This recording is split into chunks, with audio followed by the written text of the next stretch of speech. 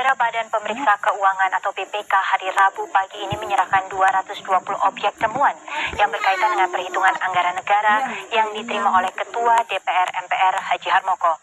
Semula temuan itu akan diserahkan 6 bulan yang lalu kepada Dewan, namun tertunda menyusul adanya mutasi pimpinan BPK. Sekalipun hasil temuan itu sudah dinilai terlambat, namun DPR bertekad akan tetap mengoptimalkan bidang pengawasan untuk menciptakan pemerintahan yang bersih dan bebas dari KKN, sebagaimana yang diamankan MPR. Sebaliknya, Dewan berharap BPK juga harus mampu meningkatkan fungsi pengawasan guna menghindari kebocoran keuangan negara. Di depan Ketua Badan Pemeriksa Keuangan, DPR juga meminta temuan-temuan BPK tersebut hendaknya jangan dipetieskan, namun sebaliknya dapat diselesaikan secara tuntas melalui lembaga peradilan. Kita sambut baik kalau itu memang keputusan bersama kan. Ini kan dibahas nanti sampai seberapa jauh nanti dalam mekanisme kelengkapan Dewan dalam rapat kerja komisi-komisi ini yang harus dikembangkan. Kalau menyimpang ya menyimpang gitu lah. Kalau merugikan ya merugikan sekian gitu. Jadi tidak ada yang besar kecil, ya apa adanya kan.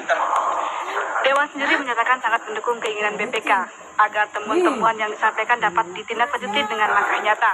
Karena itu, DPR minta agar bila ditemukan adanya penyelewengan, BPK dapat cepat melaporkan hingga tidak sampai ada penanganan yang terlambat. Yupri Al-Katiri dan Beni Suisa melaporkan. Pemerintah dan DPR nampaknya cenderung sepakat untuk memasukkan dalam RUU Kepartaian pasal yang mengharuskan tidak adanya duplikasi penggunaan simbol maupun nama partai. Jika ketentuan itu jadi diundang-undangkan, maka partai yang berkeras menggunakan nama yang sama boleh jadi akan terjegal keikutsertaannya dalam pemilu mendatang.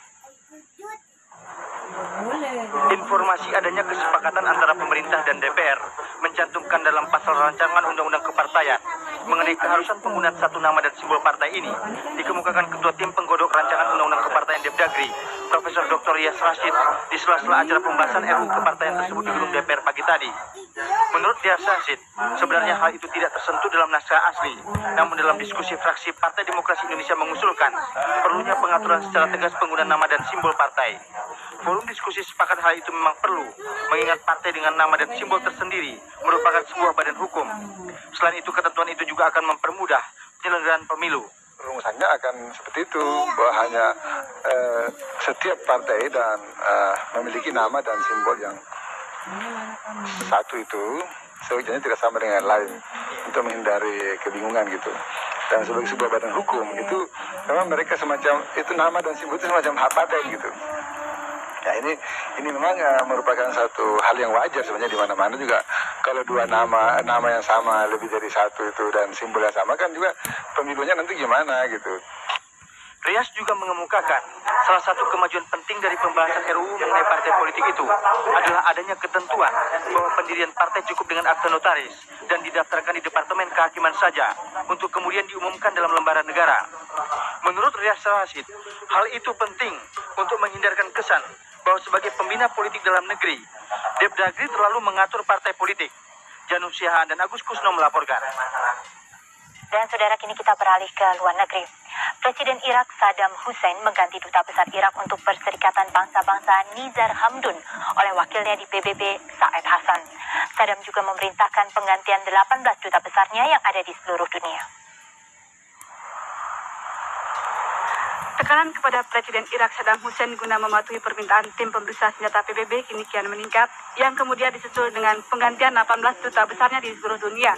Yang paling mendapat sorotan adalah penggantian Nizar Hamdun, utusan khusus Irak di PBB.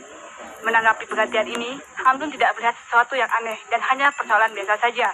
Hamdun kembali ke Baghdad dan menempati posnya yang belum jelas. Para utusan Irak yang baru akan memulai tugasnya akhir tahun ini. Keputusan Saddam ini sebagai upaya mengamankan dukungan bagi kampanye Irak guna mencabut sanksi PBB yang dijatuhkan setelah invasi Irak ke Kuwait pada tahun 1990. Hamdun juga mengecam tim pemeriksa senjata PBB yang memperpanjang sanksi dengan mengajukan permintaan yang tidak masuk akal. Hamdun juga menolak memberikan akses bagi tim pemeriksa senjata PBB yang meminta izin mengakses seluruh informasi persenjataan Irak.